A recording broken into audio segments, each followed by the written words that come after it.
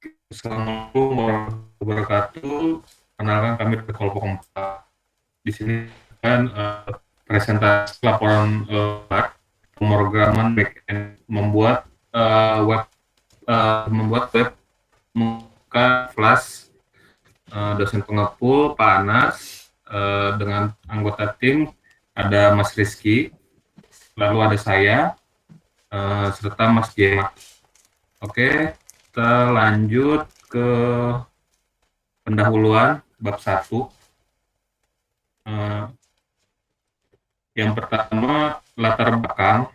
Seiring berkembangnya industri hiburan, yaitu animasi asal Jepang atau anime, telah memiliki basis penggemar yang sangat besar di seluruh dunia, termasuk Indonesia.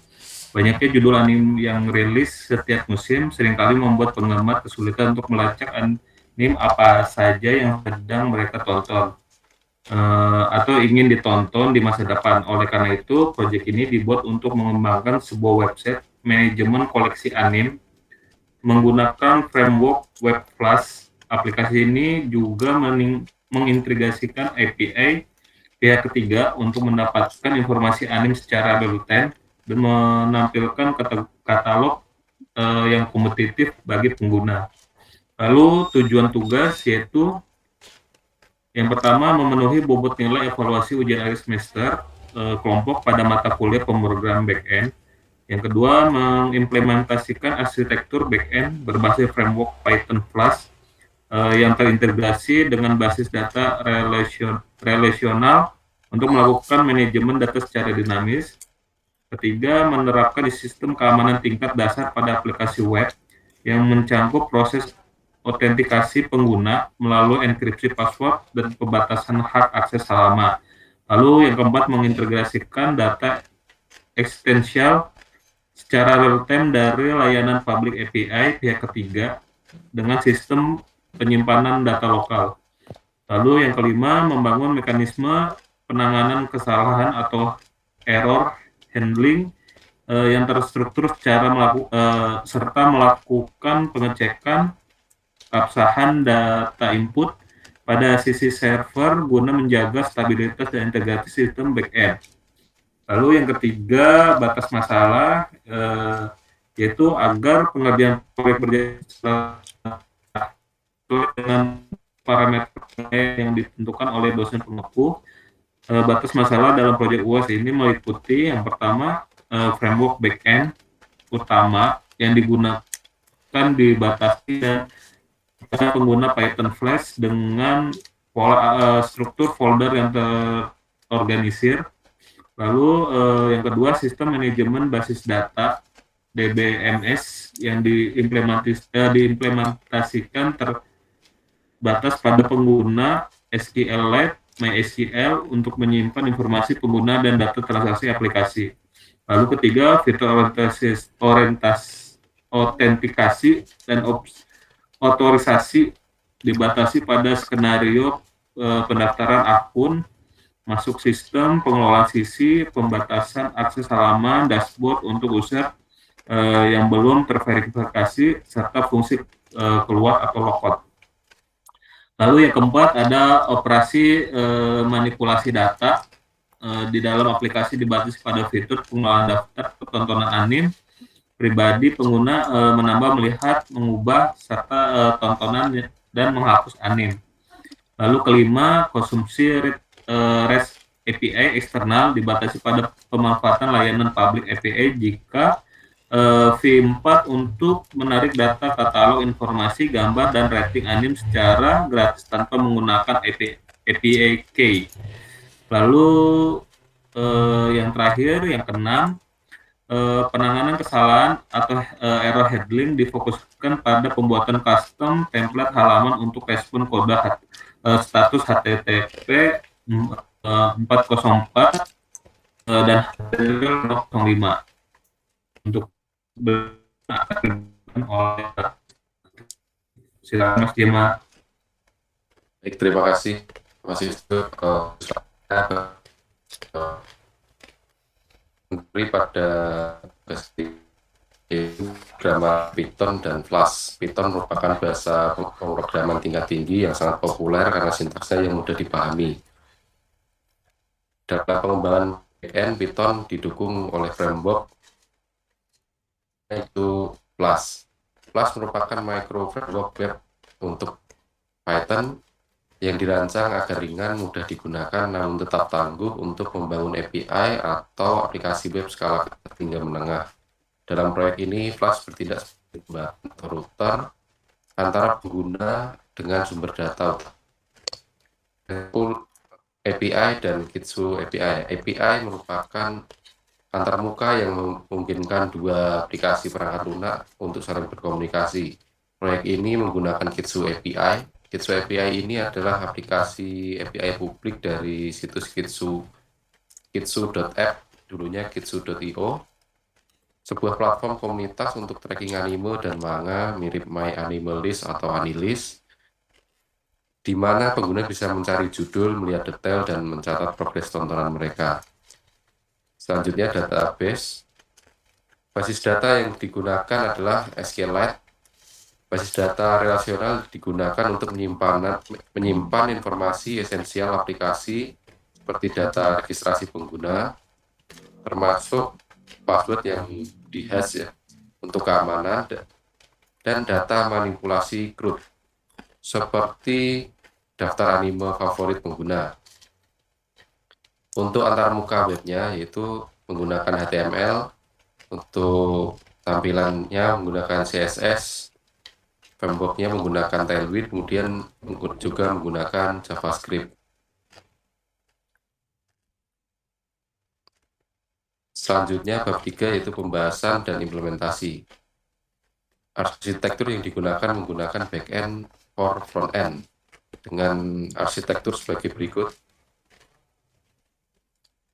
Oke, selanjutnya untuk struktur database, kita menggunakan database menjadi dua, yaitu untuk tabel user, ini untuk autentikasi, kemudian ada tabel watchlist, ini untuk menyimpan daftar anime atau favorit masing-masing pengguna.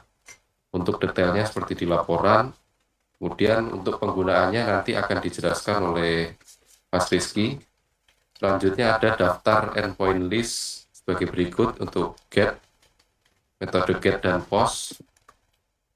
Selanjutnya, nah ini ada beberapa yang memerlukan login, ada juga yang memerlukan admin saja.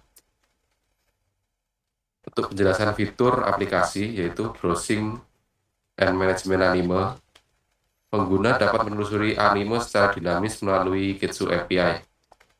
Setiap pengguna dapat menyimpan anime ke dalam watchlist pribadi mereka dengan menerapkan status watching, complete, dan sebagainya, memberi skor pribadi, serta menambahkan catatan khusus. Terdapat juga dashboard yang merangkum statistik tontonan pengguna. Selanjutnya, authentication diimplementasikan menggunakan Flash login. Kredensial tidak pernah disimpan dalam bentuk plain text, melainkan di hash, menggunakan fungsi generate password hash. Dalam proyek ini menggunakan algoritma PDK-DF2 dari library Worksuite. Pengguna dapat login dengan menggunakan username ataupun email. Saat berhasil, sesi disimpan melalui login user. Kemudian ada authorization. Terdapat dua level authorization, yaitu login required, melindungi fungsi pengelolaan watchlist dan dashboard menggunakan dekorator @login required. Kemudian ada role based, ini admin untuk admin, menggunakan dekorator custom admin require yang pemeriksa current_user.isAdmin. Selain itu, aplikasi menerapkan ownership check secara manual pada setiap proses edit atau delete. Data pengguna mencegah kerentanan keamanan, insecure direct object reference, sehingga seorang user mutlak tidak dapat mengubah atau menghapus watchlist milik user yang lain. Kemudian ada validation dan error handling. Seluruh proses validasi dikendalikan di sisi server. Pada Selanjutnya ada seed otomatis. Saat aplikasi pertama kali dijalankan, sistem secara otomatis menghasilkan seed akun default berupa status admin sebagai deployment awal. Untuk selanjutnya ada implementasi backend ini untuk app.y-nya. Nanti akan dijelaskan oleh Mas Rizky. Selanjutnya ada front end-nya ini untuk indeks HTML-nya. Kemudian untuk panduan instalasi dan ya jelaskan coding bisa dilanjut oleh Mas Rizky. Silakan Mas Rizky. Oke, terima kasih Mas Jema atas penjelasannya. Oke, selanjutnya kita akan masuk ke POC atau demo ya mengenai aplikasi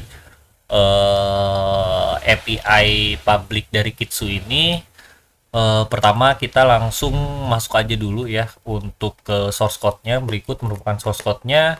Di sini kita pakai Python dengan untuk web servernya dengan Flash ya. Jadi di sini kita sudah buat ada beberapa file. Di sini ada app untuk main aplikasinya, terus ada authentication ini untuk handling si database-nya. Di sini ada user, email, password, dan juga ada konfirmasi password di sini. Ini untuk sesi ke database-nya. Terus ini ada konfigurasi. Nah, ini merupakan apa namanya untuk si Kitsu API, ada secret key untuk ke database. Ini konfigurasi dari aplikasi. Terus di sini ada model. Ini juga database. Ini jadi apa namanya untuk initialisasi ke SQLite seperti itu. Nah, untuk apa namanya CSS-nya atau untuk tampilannya ini kita pakai Tailwind di sini. Nah, ini untuk baris-baris template si HTML-nya untuk webnya. Oke. Kita langsung masuk aja. Pertama untuk panduan menjalankan aplikasi di sini kita pastikan dulu ya Python terinstall. Ini kebetulan tadi sudah dicoba ya sebelumnya. Oke. Untuk cara runningnya di sini ada dua ya. Kita bisa pakai VNV. Kebetulan sudah ada juga di sini VNV-nya. Atau semisal emang mau diinstal langsung di host masing-masing bisa juga. Nah, untuk rekomendasinya kita bisa pakai VNV ini agar tidak tercampur dengan project yang lain. Untuk panduannya kita bisa langsung aja tulis di sini .vnv bin python 3 terus kita masukin .app .py ya, Python. Oke. Nah, berikut untuk tampilannya ya kita pakai server pakai modul Flash di sini. Nah, di sini kita bisa langsung buka ya tampilannya seperti ini untuk dari Anime Plus ya, kita namainnya Anime Plus. Oke. Nah, berikut ya sama ya dengan kita running. Oke. Selanjutnya, nah di sini kita akan uji beberapa skenario. Di sini pertama kita akan coba bikin register, login, terus ada sistem keamanan, kita cek juga database dan juga kita cek untuk feature watchlistnya di sini. Yang pertama di sini ini merupakan tampilan beranda untuk yang tanpa login ya seperti ini. Nah, ini live ya, langsung ngambil API dari Kitsu. Ini banyak sekali animenya, misalkan pakai search juga ini bisa ya, ada filtering juga di sini. Nah, di sini ada dua ya, ada login sama register. Kita coba buat register dulu. Misalkan saya bikin namanya Rizky, emailnya kita ngasal aja, nggak apa-apa. Kita masukin juga passwordnya. Ini ya. Registrasi berhasil. Oke, kita bisa langsung coba masuk. Oke, berikut untuk tampilannya ya ketika sudah login. Nah, di sini nanti ada header baru ya, ada yang namanya watchlist sama dashboard. Nah, ini dashboardnya tampilannya seperti ini. Ini ada watchlistnya nanti kalau misalkan kita mau ngambil beberapa film ya, anime yang mau kita tandain ya untuk nanti kita nonton. Contohnya di sini misalkan saya mau watchlist si Kimi no Na wa ini, kita bisa tinggal klik button plus ini ya. Nah, ini kita bisa langsung masukin plan statusnya kapan, misalkan plan to watch. Kita juga bisa kasih skor di sini misalkan 5. Terus untuk catatannya bisa kita isi juga bagus misal, baru nanti kita bisa simpan ke watchlist. Nah, ini nanti langsung diarahkan ke headernya watchlist di sini. Ini bisa kita hapus juga kalau misalkan emang sudah nggak ditonton lagi, atau kita bisa edit. Jadi ini merupakan basis untuk penyimpanan dari aplikasinya. Nah, ini di dashboardnya juga ada. Nah, ini ada beberapa kategori ya. Ada sedang ditonton, ada selesai, ada planning to watch tadi ya, rencana untuk ditonton. Seperti itu. Oke. Kita cek di sini ya. Pertama, pengujian dengan yang valid ya. Tadi kita sudah dicoba ya untuk bikin akun baru dan login dengan username dan password yang betul. Ini kita bisa masuk ya ke halaman dashboard utama. Nah, ini ada case yang kedua, yaitu kalau misalkan salah ya atau tidak terdaftar, kita langsung coba aja, kita logout di sini, kita masukin misalkan ngasal. Nah, ini muncul ya tampilannya user, email atau password salah. Oke. Selanjutnya di sini ada restricted root ya. Ini kalau misalkan kita mau coba ya tanpa login kita masuk ke semisalkan watchlist ya. Di sini kan nggak ada watchlistnya ya. Kita bisa akan masuk ke watchlist. Nah, ini di sini udah ada juga untuk peringatannya ya. Silakan login terlebih dahulu untuk mengakses halaman ini. Terus, nah ini ya pengujiannya. Pertama, mengakses root utama kalau misalkan ini tanpa login ya, yang browser ini root utama ini bisa ya. Seperti ini, lulus. Terus tata letak dan desain, ini desainnya semua aman dari CSS ya, Tailwind, nggak ada masalah. Terus selanjutnya, nah ini sistem memuat sesi ya atau cookie, di sini juga ada. Ini kita bisa langsung ya, ini pengujian database kan, models dan database.db. Kita bisa cek di sini DB-nya. Nah, ini ada dua tabel ya, user sama watchlist. Ini kita bisa cek dulu di user di sini. Sebentar. Nah, ini ada username, email yang kita tambahkan tadi ya, Rizky. Nah, ini untuk passwordnya hash ya. Ini bentuknya sudah di hash. Ini ada role-nya juga, nih user biasa, ada juga untuk yang admin di sini. Ini untuk perubahan usernya bisa di sini langsung sebenarnya kalau misalkan kita mau ganti ya. Gitu. Oke, terus di sini ada watchlist. Nah, ini watchlistnya di sini ada ID, user ID. Ini catatannya juga masuk, terus skornya masuk juga. Jadi ini untuk menampung watchlist database-nya seperti itu. Nah, ini tadi udah kita coba juga ya menambahkan itemnya ya di watchlist. Oke, kita ke penutup ya.